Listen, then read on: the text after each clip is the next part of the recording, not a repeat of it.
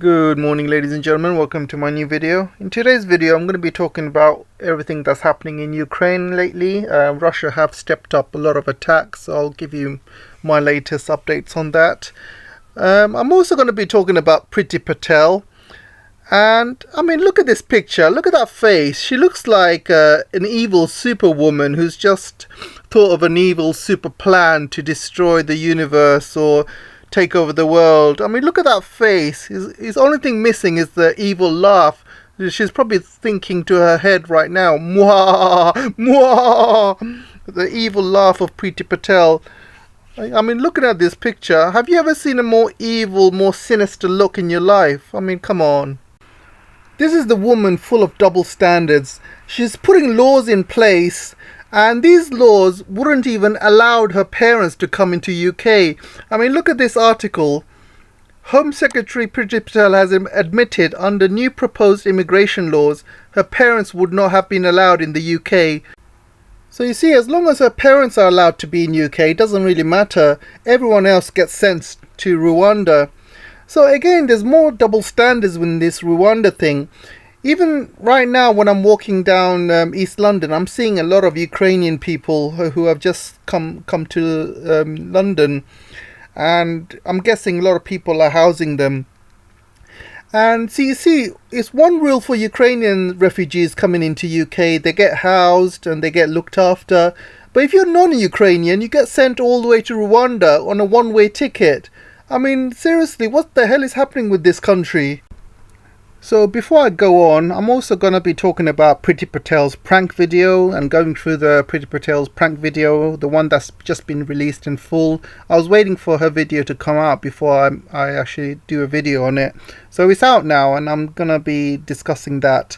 So before I start talking about Priti Patel and her prank video, let's carry on to see what the latest is in Ukraine at the moment.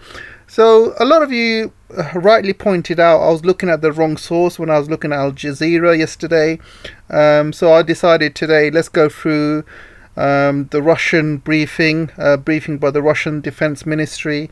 But you got to take it with a grain of salt. Obviously, I can't independently verify any of this.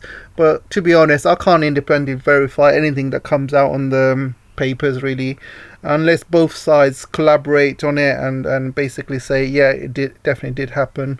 So let's see what the Russians have to say, what's happened so far, or last night. So last night, you can see high precision air-based missiles destroyed 16 military assets of Ukraine overnight. Amongst them, 5 command posts, 1 fuel storage, 3 ammunition depots, as well as military personnel and equipment concentration in Baravenko. I'm sorry, I can't pronounce it, I'm not Russian. And you can see that Operation Tactical Aviation hit 108 areas of concentration of Ukrainian manpower and military equipment. So what they're trying to say is they've hit 108 areas of concentration of Ukrainian manpower. So they're talking about Ukrainian troops or mercenaries or anyone involved with the military and military equipment. So any like arms dumps, things like that. So they also said, in addition, one Ukrainian unmanned aerial vehicle was shot down by air-to-air missile near Buda. And you can see Army aviation destroyed 8 tanks and other armored fighting vehicles, up to a company of enemy manpower near Pashkovo. So you can see they pretty much increased the fighting. The Russian army has definitely increased the amount of airstrikes and missiles is hitting at these cities. And now it looks like what they're doing, they are hitting these cities from a long distance. And it's much easier this way, less Russian lives are lost. And what Russia is doing now, they're probably using satellite images, intelligence, and just destroying all sorts of enemy posts, fuel storage facilities, ammunition depots, barracks. And these missiles have definitely stepped up. In the first week or 2 weeks, or first 4 weeks in fact, there wasn't even this many missile attacks. There was one or two going through, but since the ship has sunk, their flagship has sunk, they have really increased these missile attacks now, so they're really going all aboard. So you can see here, missile troops struck with high precision Iskander and land-based missiles. 4 arms depots and Ukrainian military equipment were destroyed, as well as 3 areas of enemy manpower. So when they say enemy manpower, they're talking about Ukrainian troops, obviously. So you can see here, Russian artillery units hit 315 Ukrainian assets overnight. So 315 Ukrainian assets they hit overnight. That's a lot. 18 command posts, 22 artillery batteries, 1 anti-aircraft missile system, as well as 275 enemy strong points and areas of concentration of enemy manpower were hit. So it looks like, I mean, this is a big list. There is a lot of stuff that Russia is saying, and the last time I checked this website about the briefing by Russian ministry, it only had a few sentences in it. It wasn't this many numbers, it wasn't this many destroyed overnight. So it looks like they have really stepped up with their attacks now. You can see more as well. Russian air defense shot down 3 Ukrainian combat aircraft in the air, 2 MiG-29 fighters and 1 Su-25. I mean, I can't even believe that Ukrainian aircraft is still flying in the air. I mean, I'm a bit surprised with this statement, to be honest. I thought all, airports have been destroyed, all aircrafts have been destroyed, all fuel depots have been destroyed. So I don't even think that Ukrainians would be able to fly any planes, let alone fly them in the air. So I'm not sure if this is correct. But obviously, it's coming from the Russian stuff. I can't independently verify it. So we'll have to see. So they said in total 139 aircraft, 483 unarmed aerial vehicles, 250 anti-aircraft systems. So you can see a lot of stuff are being destroyed on a daily basis. This is becoming a very expensive war for Ukraine, and Russia is basically now concentrating on airstrikes and long-range missile hits now. It's becoming cheaper and cheaper for Russia for this war, and it's becoming more and more expensive for Ukraine. So any weapons coming in from the rest of Europe, obviously weapons are coming in every single day, being shipped from America, from Europe, and Russia is taking them out. They're hitting cities like Lviv, and any kind of armored vehicles, any transport vehicles are transporting weapons and goods, they're being taken out. So it's becoming like a black hole, really, and all of these weapons being sent from all over Europe, it's just going into a deep black hole. And eventually there'll come a time when Europeans will say, no, we can't afford to send any more, we don't have any more, or we can't afford it. We're going to put ourselves into danger if we kind of deplete our own inventories. And especially America as well. There'll come a time when America will start to look at their balance book and think, oh bloody hell, we can't afford to send Ukraine any more weapons. It's just going into a black hole, and Russia's just destroying it. And if Russia keeps doing this, and I think this is probably Russia's plan, they want Europe to suffer. They know Europeans are basically stuck with Ukraine. They're giving it a lot of money, they're giving it a lot of weapons, and I think Russia want Europeans to really suffer with this war. They want them to give Ukrainians as much weapons as possible, because at the end of the day it's going into a black hole, and Europeans are the ones losing money.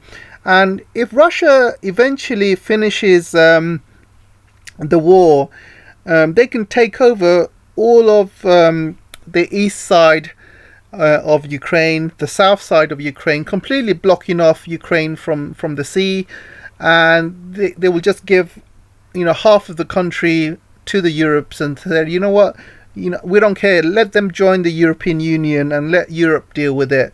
And I'm pretty sure if Europe does that, if Europe get Ukraine joined into the EU, EU will go bankrupt. There is no way they can afford to rebuild, Ukraine from giving it all this money.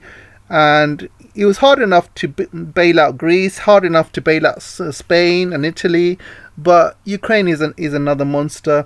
And I'm sure Russia will be happy just to take the east side and the south side of Ukraine, take more than half of it. They've got all of the oil facilities, gas facilities near Crimea.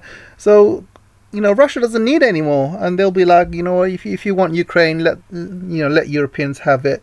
But, Russia will still have some sort of control over Ukraine. They will make sure that they don't join NATO. They don't basically have capacity to build weapons anymore, or have nuclear weapons, biological or chemical, and things like that. So Russia will keep an eye on Ukraine and make sure it stays neutral. So you can see here reports of missile strikes in Lviv and related areas as well. So Lviv is the main point of call where a lot of weapons and mercenaries are going in there first. So everything from the west goes into Lviv first, and Russia is targeting Lviv. And yeah, you can see here Lviv, there was 5 arrivals. Kiev, several arrivals. When he says arrivals, he's talking about missile strikes. And this city as well, several arrivals. They've also showed some photos as well. I'm not going to show you the photos. And you can see here they're also capturing 25 Marines. Group of 25 Ukrainian Marines went to the village. So this is quite detailed by the looks of it, and there's a lot going on in here, all in one day. So definitely Russia has stepped up with the military activity.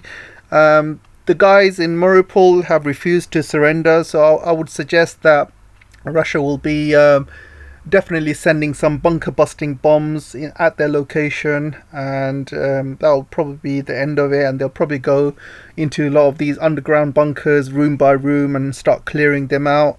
And also same in Donetsk as well. And once they get rid of all the Ukrainian troops in Mariupol and Donetsk, that's the main bulk of the Ukrainian troops gone. Then Russia will probably focus on Odessa after that. So it's still a long war, still a long way to go. So let's carry on with the show. So here is Priti Patel's prank video I was going to discuss.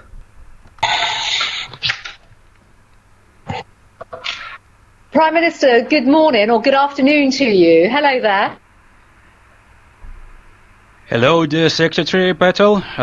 First, immediately he calls the Home Secretary Patel.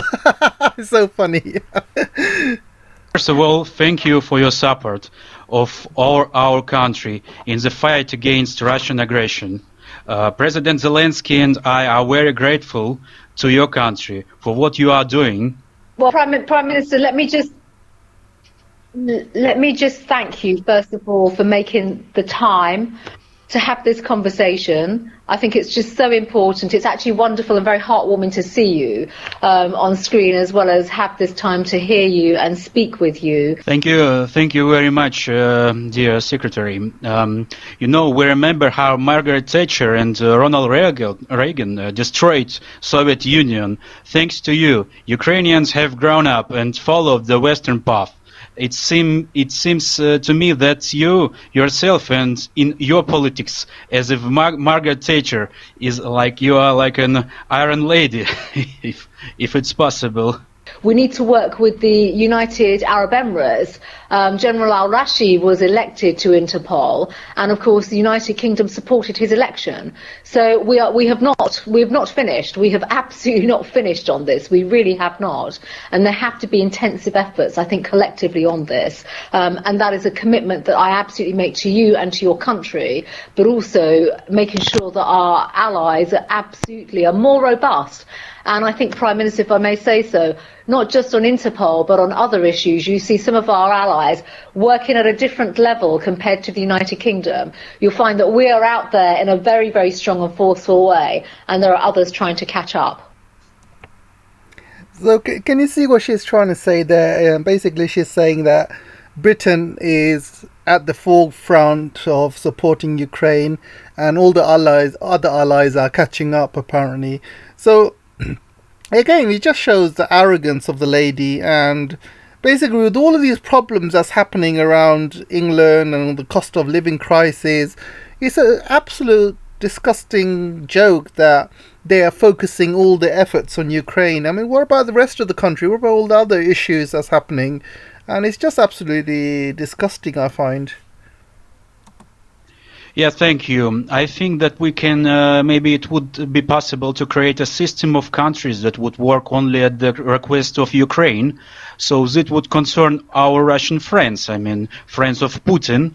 After all, you will accept all our necessary requests. So we will work with us pretty closely. So I think that we can do that, maybe create such a system. So it would be very useful for us. Well, Prime Minister, I'm very, very happy to, as I've said, I'm absolutely committed to driving this forward, looking at what more we can absolutely do. And I think the model that you have just proposed is absolutely vital, because, again, quite frankly, it is those that stand up for an independent, sovereign, free country versus the friends of Putin and the barbarism that he is effectively, the grotesque aggression that he is inflicting upon Ukraine. Yes. Okay, so what about the insane aggression and barbarism that Britain was involved with in Iraq, in Afghanistan? What about all of that? I mean, this woman is absolute joke. I agree, thanks very much. We are glad that the Home Office is ready to simplify the entry procedure for refugees from Ukraine. Ukraine family program is perfect. How many refugees do you think the UK will be able to accept? What do you think? As of today, as of this morning, we have issued over 4,000 visas for people, for Ukrainian nationals to come to the United Kingdom to be reunited with their family. This is uncapped. There are no limits. Our schemes are very generous and they're very open. As of this afternoon, we will be simplifying the processes, the paperwork, the bureaucracy, and biometric checks will be taken in the UK. And Prime Minister, let me just give you the reassurance and my personal commitment to making this scheme work. Well, dear Secretary, I hope that the families will not be afraid from our nationalists, as Putin tried to make them fear. Well, I think, Prime Minister, you're absolutely right. And if I may, we launched the sponsorship scheme yesterday just for people to express their interest on housing Ukrainian nationals. No, I mean people who are nationalists, as Putin tried to fear all the world, that there are a lot of banders, neo-Nazis. I hope that, I hope that UK citizens are not afraid of them. Clearly they're not. Well, the support is very significant here. It really is. Oh, he got her. So he's basically trying to say, what about all these British people? Are they not afraid of neo-Nazis and nationalists coming and living in their house? And she's like, oh, this doesn't matter. It doesn't really matter. Don't worry. And earlier on, she said that apparently there's 4,000 applicants which have accepted. However, that number's gone over 100,000 now. And she's also mentioned that there's no limits to how many Ukrainian refugees will come to UK. So it just goes to show how disgusting it is. She's bringing in as many Ukrainians as possible, but kicking out all of the other refugees to Rwanda. and it just goes to show the double standards that's going on. What do you think about the transfer of the property of Russian oligarchs to Ukrainians? Your judicial system stands for the protection of the rights of owners, but the Russians, you know that the Russians are in the blacklist now. I hope you agree with me, and they should be deprived of everything now after what they are doing. Well, Prime Minister, interestingly enough, our sanctions legislation actually came into law last night.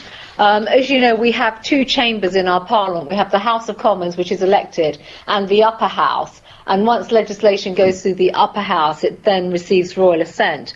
The upper house sat last night till literally about 3 a.m. this morning to ratify our sanctions legislation, our economic crime bill, which will enable us as a government to do two things, well, many things, but first of all to clamp down on illicit Russian funds in London, but also in terms of the ability to go after their wealth. And their wealth could be their Ferraris, it could be their properties, it could be all range of assets through new laws that we have brought in. But I think, well, this new law against the oligarchs is well, all of these laws to take away properties of the oligarchs, cars,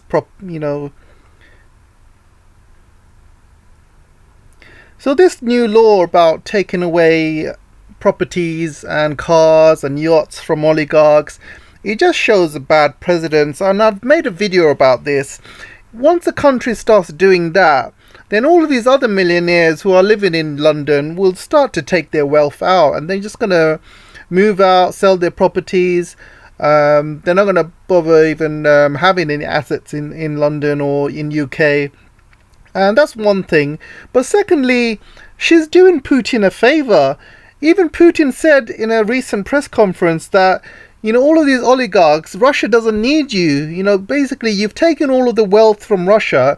You've taken it and you've spent it all on yourself, spent it all abroad, buying football clubs, buying yachts, buying properties all over the world, instead of distributing it in Russia, instead of, investing in Russia. So Putin said to himself, said to in a press conference, you guys, I warned you about one of these days that the West is just going to take all of your assets, all of your properties away. He warned these oligarchs and they didn't listen. And now it's happening. And all of these oligarchs are now running around with no money. Everything's been frozen. Everything they own has been taken. And Putin's like, I told you so. I told you that the West is going to do this. And these oligarchs are not Putin's friends. They're not Russians' friends. Like I said, they've taken all of the wealth off Russia. And all of these oligarchs were actually, some of them were against Putin as well. Some of them were Putin's enemies. And they've all been sanctioned. They've all been, all the money has been taken away from them. So they're actually doing Putin a big favor, a massive favor. And, this is what Putin wanted. And basically they've just fallen into Putin's trap. Because Putin wanted all of this to happen to all of these oligarchs. It just shows to the rest of the Russian people all over the world that you can't trust the West. If you're going to take money out of Russia, it's not safe. You're better off just investing that money in Russia. So I think this episode is going to change a lot of things, and you'll see a lot of oligarchs, a lot of rich people in Russia not daring to move their money out of Russia in case it gets taken away like Britain has done. So you will see from now a lot of people will start putting money into Russia and start developing Russia instead of going abroad, buying football clubs, spending money abroad and developing the West. They'll do it to Russia. So all of this is probably, in long term, it will be doing very, very good for Russia. So let's continue. Because of their well, that is absolutely our policy approach, right. Absolutely through the sanctions work. Recently, U.S. Quarters activists cite the mention of oligarch Deripaska.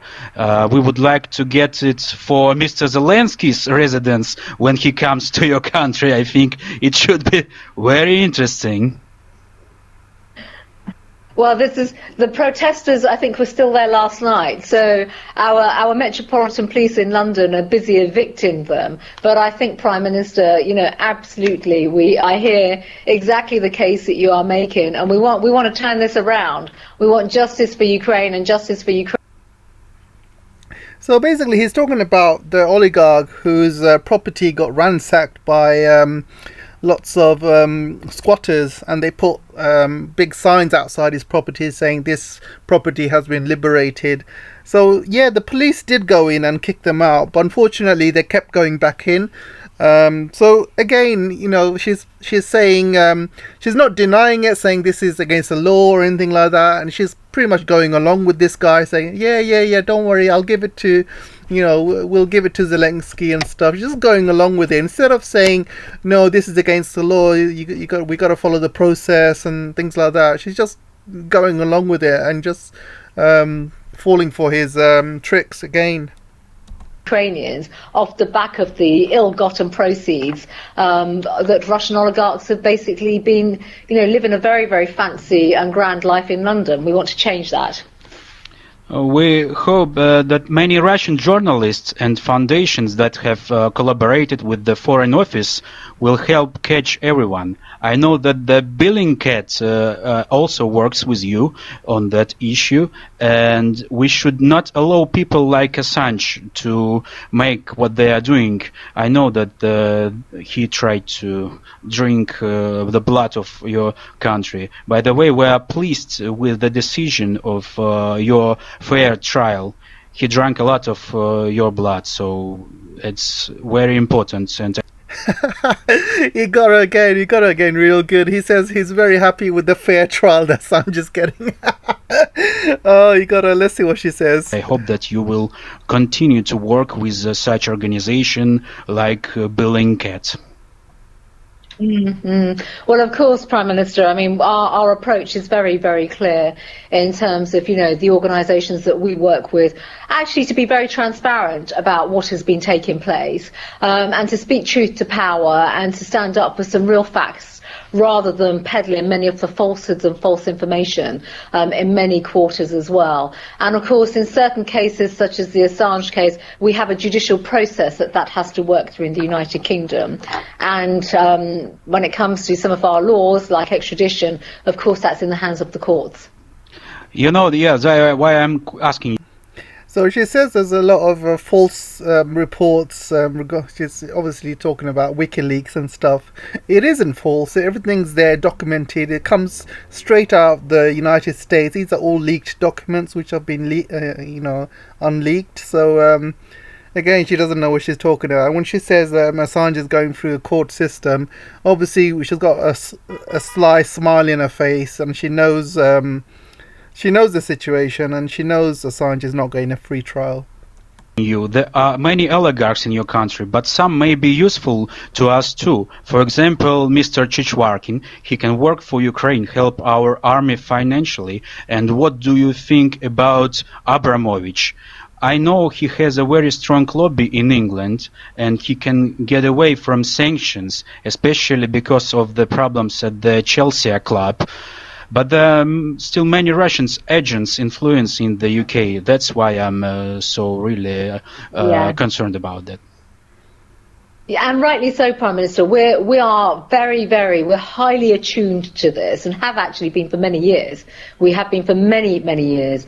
And in fact, my work in this area hasn't just come about because of this crisis. We've been working on foreign agent registration, looking to change our laws for some time. And in fact, I'm bringing forward some legislation that was announced last year on hostile state activity, which covers Russia in a very, very in-depth way, but also looks at many of the issues around foreign agent registration, permissive activity across our institutions, across the state, across cultural organisations and all sorts, educational establishments too. So we are very, very highly attuned to all of this.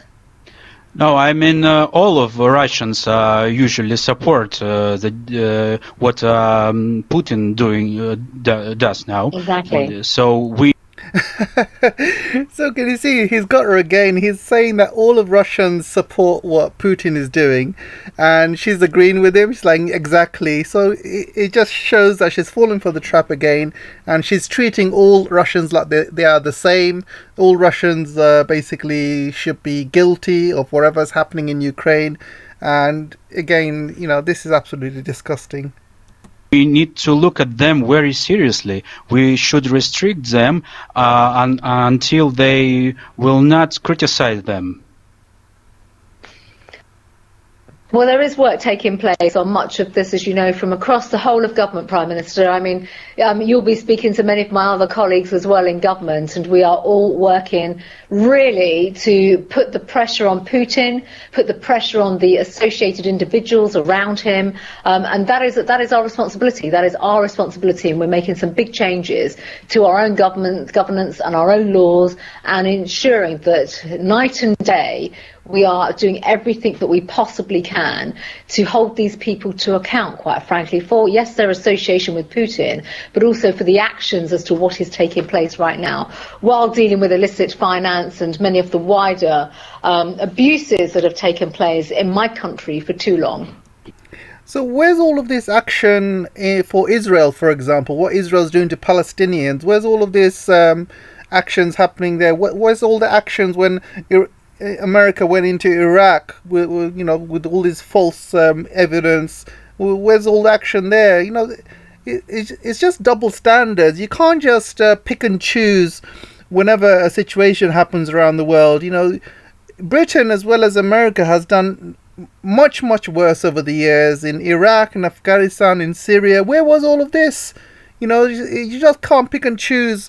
You can pretty much do whatever you want, but other countries are not allowed to do the same. No, I mean we have to press them more and more to change the power of Russian government. Now it's pretty dangerous for all Europe, and not only for Europe but also for the UK. And I know you cancel all COVID restrictions, but the Russians who come to you can't let them in. Even students, they all could be KGB or FSB agents. They need to be checked in a special way, I think, not like other nations.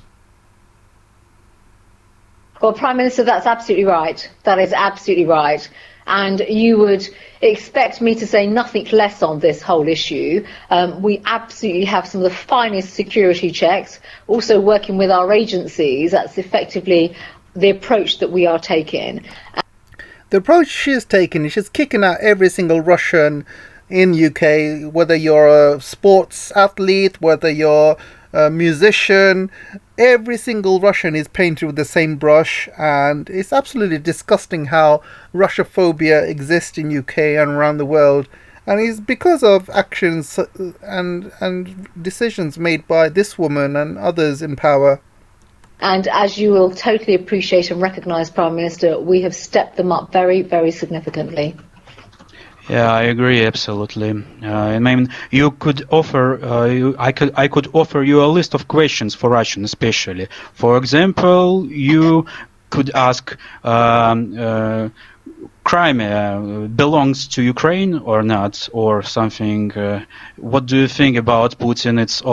It also could work on to determine who is really Putin supporters. Sure. No, well, it's no surprise. We have some very, very specialist work taking place on this right now, which clearly we can't go into much detail on, but we're doing everything that we possibly can. Let me give you that assurance. Thank you very much. I will let President know that we had a conversation. He is in a safety place now, like me. But Great. Anyway, thank you very much that you are doing. It's very important. I would like to say Slava Ukraini. You know what is it? Glory to Ukraine. Yeah. If you say it, also will have good mood for us. If you say Slava Ukraini.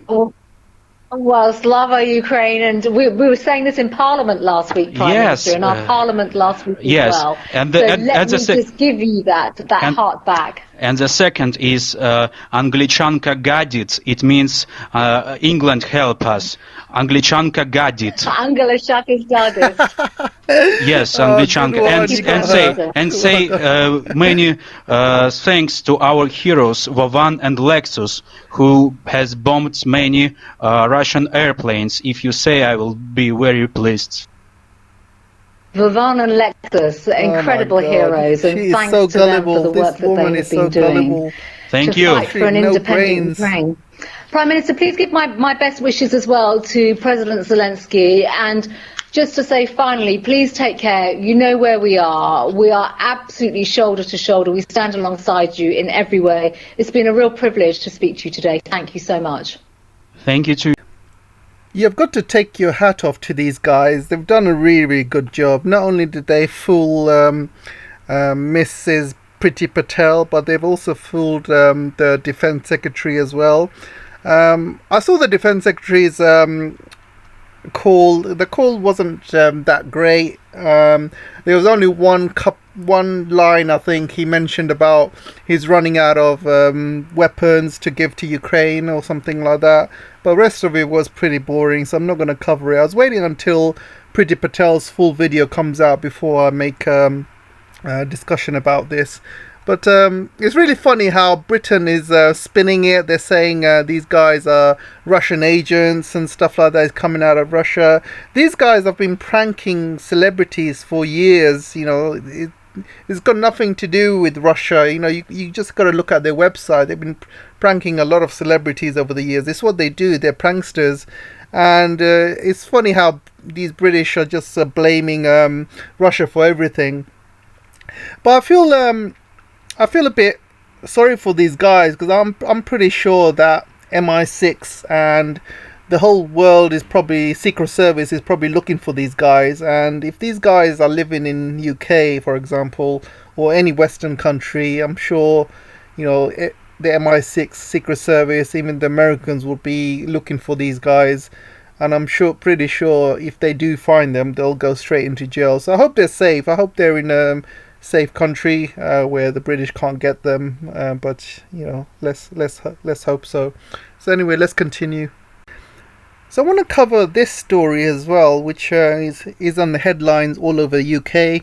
I must admit, I'm not really a fan of prisoners being paraded around on television. I'm not a fan of it. I don't think it should be done. However, it's being done as we speak, and the British papers are all covering it.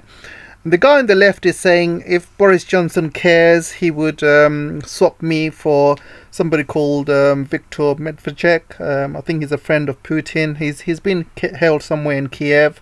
So what the Russians are wanting is some sort of prisoner swap. I'm not sure if it's going to happen or not. But the guy on the left, you know, they're parading him around like he's British. I don't even think he's British. I think people are saying he's a Ukrainian citizen now. And before he was Ukrainian citizen, yeah, he was British, but he's also a Kurd as well. He had two tours in Syria, and he was born in an area called Kurdistan. It's not really a country yet, but it's an area. So he calls himself a Kurd. He was born there, so he's not really British. He can speak English and stuff, but right now he's a Ukrainian citizen. So I don't really know what's happening there really, but. Saying that, prisoner swaps do happen a lot. Most of it is done behind closed doors. There's no need for people to be paraded around on national television. Normally it's done behind closed doors, in secret. When there's a high profile prisoner and you got another high profile prisoner, normally a swap is agreed. So I'm not sure what the governments will do, but you know, I'm sure they'll do whatever they want to do according to their interests. So finally I want to cover this story by The Guardian. Britain could fall into recession this summer, and Guardian is finally admitting that Britain does have issues and it could fall as early as this summer into a deep recession. And The Guardian also admits that some of the sanctions on Russia has not worked, and in fact is affecting British economy, it's affecting European economy and the American economy, the whole world's economy as a whole. So this is really bad, and The Guardian is finally one of the first papers to suddenly admit that. Britain you have Boris Johnson and his team who are completely focused on Ukraine. They're not even looking at their own economy. They're doing what Biden's doing. They're calling it a Putin hike, and they're blaming it all on Putin. And Boris thinks he can just sit back, relax, and blame it all on Putin. Well, people are not that stupid. I'm sure British people will realize very soon that all of this is a smokescreen, and all of these economic issues are mainly down to the government and mainly down to its policies, its foreign policies, and the fact that the British government is siphoning loads of money into Ukraine and not worrying about its own economy. Eventually it will catch up. Boris is not doing very well at the moment. He's been caught to be lying. He's not to be trusted. British people do not trust him. British people don't even listen to what he has to say or believe anything he has to say. So I think his days are numbered. This government's days are numbered. And I'm hoping very soon the British people will see through all of this BS and wake up very soon. I mean, at the moment, I don't see any protests out in the streets regarding this, but I'm sure it will happen very soon as things living cost crisis bites. So you can see here, Jane Smith, they said that the economy was likely to shrink in the second quarter. The bank forecasts a 0.3% contraction in the 3 months to end of June, followed by a growth of just 0.2% by the third quarter. I think that's very, very optimistic. I think it's going to be even worse than these numbers because last year, 2021, end of last year, they said that Britain is going to grow by 4 or 5%. And these figures are nowhere close to that figure at all. The only country that has a very good growth this year or this quarter is China. They've released figures that they have grown 4.8%, and that's going to be higher in the second half, mainly because this half Shanghai has had lockdowns, so China's been having severe problems with lockdowns. So these growth figures have been despite lockdowns and various other problems China's been having. But this growth is going to be even higher in the second quarter. You can see a lot of businesses going into Russia, for example, and they basically go the whole Russian market, and that will increase China's GDP. And a lot of goods are being sold in the Chinese yuan as well, and that's also increasing their GDP growth.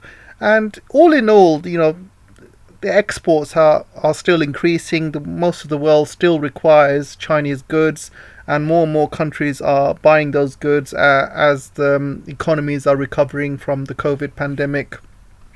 So going back to Britain's growth is really, really poor, obviously, compared to China. But, Britain's not going to be growing for the next foreseeable future for a number of reasons, not just inflation, but also for Brexit, the COVID, plus they've got huge debts, huge issues. A lot of businesses are going to be struggling to make money this year because of all the cost of living crisis, because of the huge taxes, increasing of raw materials, increases of gas and oil. And you can see people are not going to be spending money in UK anymore. From the national statistics due Friday this week, there's expected to show a fall in retail sales in March as households tighten their belts, and more people are spending money on energy than non-essentials, and that will basically mean the falls in sale volumes. So basically saying that people just don't have the money to go out and spend. And one of the big growths of GDP is if the people can go out and spend money on goods and services, that drives up growth in the country. Obviously the country gets more money in terms of tax receipts and VAT receipts. That's not happening at the moment, so the Britain will be making less money. People don't have the money to spend anymore, and it's just going to get worse and worse. So I love what they say here. The warnings come She said that the global growth would slow this year and the next. So we're looking at this year and the next year. There could be a huge recession as the shock waves from COVID and the war in Ukraine keep the inflation higher for longer than expected. First of all, it's nothing to do with the war in Ukraine. You know, inflation was going higher and higher before the war in Ukraine. And again, like I said, it's nothing to do with the war in Ukraine. It's everything to do with the sanctions that Britain has placed on Russia and their foreign policy against Russia. It's everything to do with that. It's nothing to do with the war. The inflation and the gas prices, all of this stuff started happening way before Putin went into Ukraine. And don't forget, April, this month, is actually the worst month to be living in UK, because this is the month when everything goes up in price. End of this month, the gas bills are due, electricity bills are due, and you basically, a lot of people in UK will find that the gas bills and electricity bills have almost doubled, or they've gone up by 54% in some areas. Some houses have gone up in double. And also the national insurance tax rises start this month. Plus, you know, inflation is going up every single month. So this month is going to be a very, very tough month for a lot of people. And also interest rates have gone up in the banks as well. So a lot of banks are going to be requiring these interests to be paid end of this month.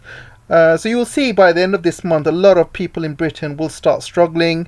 And if this continues over the next few months, people will be going out in the streets and rioting because, you know, they can't afford all of these high cost of living crises anymore. And already people I'm talking to in one of my friends and families, and some of my friends have got very, very good jobs, and even they are saying they are struggling to make ends meet. And we're talking about they earn between 40 to 50k. And even they said that even with their salary, they are struggling to make ends meet, struggling to pay the bills, struggling to pay the rent, struggling to pay for goods and bills and housing and everything really. And it's a real shame that people in the middle class are struggling. And you know, if this continues over the next few months, a lot of people will start losing their homes. They'll be homeless. A lot of people won't be able to feed their kids. And that's when the real trouble will start. So that's all I have time for today, guys. Let me know what you guys think. I'm just going to go back to that original picture of Priti Patel with an evil, sinister look. This is the face of definitely a true supervillain looking at destroying the world as we know it. So I'll leave it there for now, guys. Let me know what you guys think, and I'll see you in the next one. Take care for now. Bye bye.